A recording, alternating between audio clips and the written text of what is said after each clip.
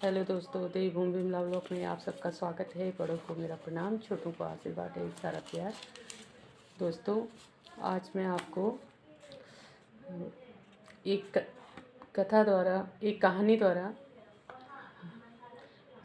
शहर की ज़िंदगी के बारे में, मतलब पहले और अब की ज़िंदगी, किस तरह से लोग रहते थे आपस में, परिवार में, समाज में, इसके बारे में एक कहानी आपको सुनाने जा रही हूँ। सुनिएगा। एक बड़ा शहर था। इस शहर में लाखों लोग रहते थे।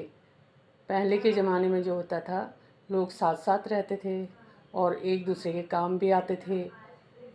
लेकिन अब पर नए ज़माने में जो लोगों का स्वरूप है वो अलग सा है। सब अपने अपने काम में रत रहते हैं, किसी को किसी की परवाह नहीं है। घर के सदस्यों को भी एक दूसरे की परवाह नहीं होती है।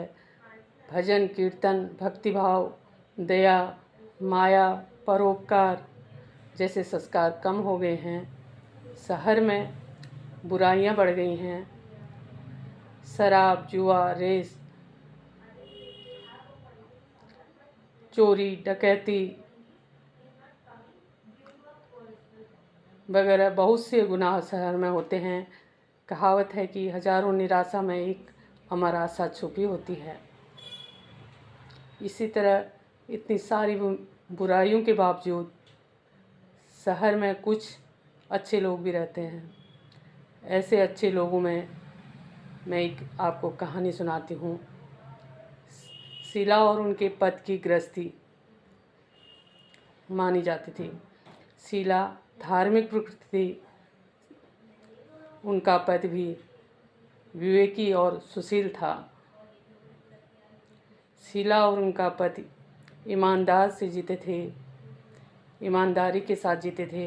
वे किसी की बुराई नहीं करते थे और प्रभु भजन से अच्छी तरह अपना समय व्यतीत करते थे। उनकी गृहस्थी आदर्श गृहस्थी थी और वे एक सरल स्वभाव के थे। शीला की गृहस्थी एक अच्छी तरह से चल रही थी। वो खुशी खुशी चल रही थी। पर कहा जाता है कि कर्म की गति अकल है। विधाता के लिखे लेख को कोई नहीं समझ पाता है। इंसान का नसीब पल भर में राजा हो जाता है या रंक बना देता है। और रंक को राजा शीला के पति के अगले जन्म में कर्म भोगने की बाकी रह गए होंगे कि वह बुरे लोगों से दोस्ती कर बैठे।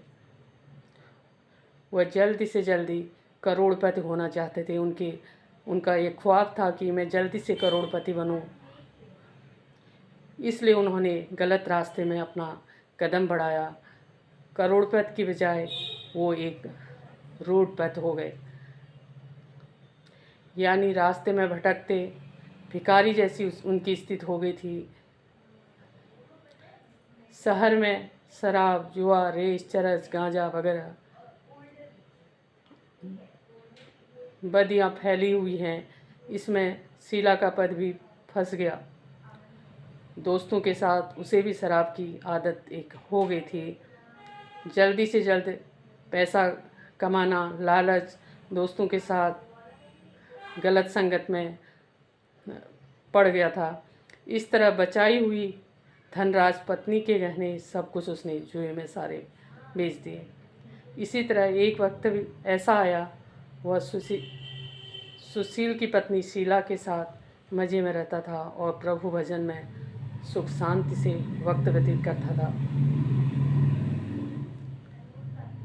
उसके बजाय घर में दरिद्रता और भूखमरी फैल गई। सुख में खाने की बजाय 2 वक्त की रोटी मिलना मुश्किल हो गया था। शीला को भी गालियाँ खाने का वक्त आया था। शीला सुशील और संस्कारी स्त्री थी। उसको पति के बर्ताव से बहुत दुख होता था, किंतु भगवान पर इतना भरोसा था तो वो कभी घबराती नहीं थी और उसके मन में एक पॉजिटिव विचार आते थे। सुख के पीछे दुख और दुख के पीछे सुख आता ही है, इसलिए दुख के बाद सुख आएगा, ऐसी श्रद्धा के साथ शीला प्रभु भक्ति में लीन रहने लगी। इस तरह शीला ग्रस्त असह्य दुख सहते सहते प्रभु भक्ति में वक्त बिताने लगी। अचानक एक दिन दोपहर के उनके द्वार पर किसी ने दस्तक दी। शीला सोच में पड़ गई कि मुझ जैसे गरीब के घर इस वक्त कौन आया है।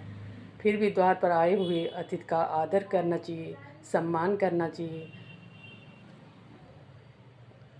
वो एक सांस्कारिक थी। तब वो द्वार के पास द्वार खोला और देखा एक माँ जी खड़ी थी। वो बड़ी उम्र की लगती थी, किंतु उनके चेहरे पर एक तेज निखर रहा था। उनकी आंखों में मानो अमृत बरस रहा था। उनका भव्य चेहरा बहुत ही सुंदर लग रहा था, करुणा और प्यार में झलकता था। उनको देखते ही शीला के मन में अपार खुशी हुई। वैसे शीला इस माँ जी को पहचानती न थी, फिर भी उनको देखकर शीला को के रोम में आनंद छा गया। शीला माँ जी को आदर के साथ घर में ले गई। घर में बिठाने के कुछ समय पश्चात शीला ने सकुचाकर एक फटी हुई चद्दर पर उनको बैठाया। माँ जी ने कहा, क्यों शीला, मुझे पहचाना नहीं? शीला ने वो समझ गई थी, माँ आपको देखते ही बहुत खुशी हो रही है, बहुत शांति हो रही है। ऐसा लगता है कि मैं बहुत दिनों के से आपको ढूंढ रही थी और वो आप ही हैं जिनको मैं ढूंढती, पर आपको पहचान नहीं सकती। माँ जी ने हंसकर कहा, क्यों भूल गई? हर शुक्रवार को लक्ष्मी जी के मंदिर में भजन कीर्तन होते हैं, तब मैं भी वहाँ आती हूँ। वहाँ मैं कीर्तन सुनती हूँ। तो शीला को बहुत खुशी होने लगी और उसने अपने पति को गलत रास्ते पर चले जाने के दुखी होकर माँ को सारी बातें बताई। तो उसके बाद माँ ने शीला को दर्शन दिए। तभी माँ जी ने कहा, तू लक्ष्मी जी के मंदिर में कितनी बार मधुर भजन गाती थी, अभी भी तू वहाँ दिखाई देती है, इसलिए मुझे हुआ कि तू क्यों नहीं आती, कहीं बीमार तो नहीं हो। माँ जी के प्रेम भरे शब्दों में शीला का हृदय पिघल गया, उसकी आंखों में आंसू आ गए। माँ जी के सामने वह बिलख बिलख कर रोने लगी। यह देखकर माँ जी शीला के नज़दीक गई और उसकी सिसकती पीठ पर प्यार भरा हाथ फेर रही थी, सांत्वना दे रही थी। माँ जी ने कहा, बेटी, सुख और दुख तो धूप और छाँव की तरह हैं। सुख के पीछे दुख आता है तो दुख के पीछे सुख। धैर्य रखो बेटी, और तुझे क्या परेशानी है, तेरे दुख की क्या वजह है, मुझे सुना, तेरा मन हल्का हो जाएगा। कुछ उपाय मेरे द्वारा तुमको मिल जाएगा। माँ जी की बात सुनकर शीला के मन में शांति मिली। उसने माँ जी से कहा, माँ, मेरी गृहस्थी में भरपूर सुख और खुशियाँ थी। मेरे पति भी सुशील थे।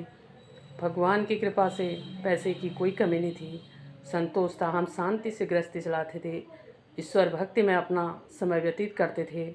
एकाएक हमारा भाग्य हमसे रूठ गया।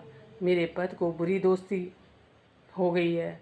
बुरी दोस्ती की वजह से वे गलत संगत में पड़ गए हैं, तो उन्होंने सब कुछ गंवा दिया है और हम रास्ते में भिखारी जैसे बन गए हैं। यह सुनकर माँ जी ने कहा, सुख के पीछे दुख, दुख के पीछे सुख होता ही रहता है। ऐसा भी कहा जाता है कि कर्म की गति न्यारी होती है। हर इंसान को अपने कर्म भुगतने का पड़ते हैं, इसलिए तू चिंता मत कर बेटी, अब तू कर्म भुगत चुकी है, तुम्हारे सुख के दिन आ गए हैं। तब माँ जी ने माँ लक्ष्मी जी ने प्रेम और करुणा से अवतार लिया, अपने भक्तों को पर हमेशा ममता रखती है, इसलिए तू धैर्य रख। माँ लक्ष्मी जी की कृपा से दर्शन देते ही उसके घर में जो भी कठिनाई थी धीरे धीरे समाप्त हो गई थी। तो माँ को उसने माँ से कहा, माँ मैं आगे को आपका व्रत करूँगी, आपकी पूजा करूँगी और आपका उस उद्यापन करूँगी।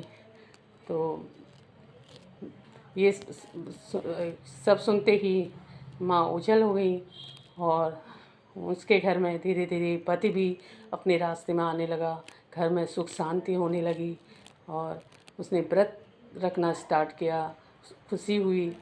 तो धीरे धीरे उनका कार्य अच्छे से चलने लगा, अच्छी ज़िंदगी होने लगी। ये मेरी एक छोटी सी कहानी थी दोस्तों। इससे ये शिक्षा मिलती है कि हमको अपने घर में अच्छे संस्कार अपने बच्चों को देने चाहिए। बच्चों को भी अपने माता पिता की सेवा, आदर, सम्मान पूरी तरह देना चाहिए, जिससे कि घर का वातावरण एक अच्छे जीवन की खुशी के जीवन के पल आदमी जी सके और सबका भविष्य उज्जवल होए और हर एक की मनोकामना पूर्ण हो। इसी के साथ मैं कथा का समापन कर रही हूँ। नमस्कार, धन्यवाद।